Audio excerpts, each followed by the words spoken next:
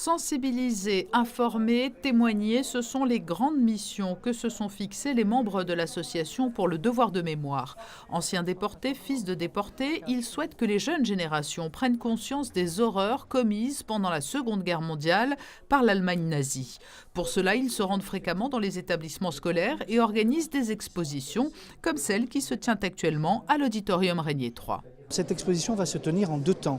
Il y aura un cycle de conférences avec 19 professeurs d'histoire. Il y a déjà 450 élèves qui sont inscrits et à peu près 150 personnes extérieures. Donc on aura plus de 700 personnes au cycle de conférences. Et après, il y a l'exposition en elle-même. On a fait des choix vraiment volontaires, des choix du cœur en fait, des choix qui nous touchent tous au sein de l'association.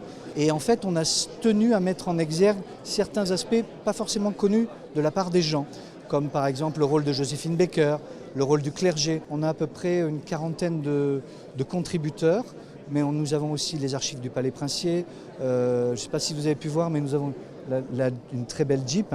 Vous verrez avec la photo du prince Régnier à l'issue de la guerre. Parmi les personnes présentes dans l'assistance pour le vernissage de l'exposition, Herbert Traub.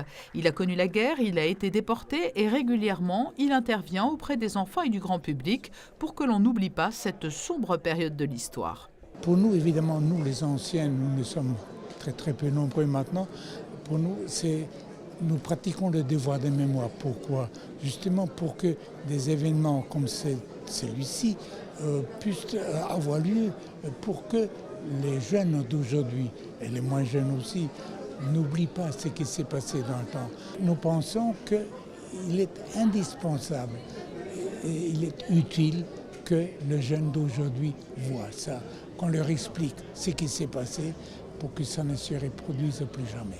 L'exposition et le cycle de conférences se poursuivront jusqu'au 5 décembre à l'auditorium. Les élèves de la Principauté vont ainsi pouvoir notamment bénéficier d'un cours d'histoire très documenté et pouvoir se plonger véritablement dans cette période grâce à tous ces témoignages du passé.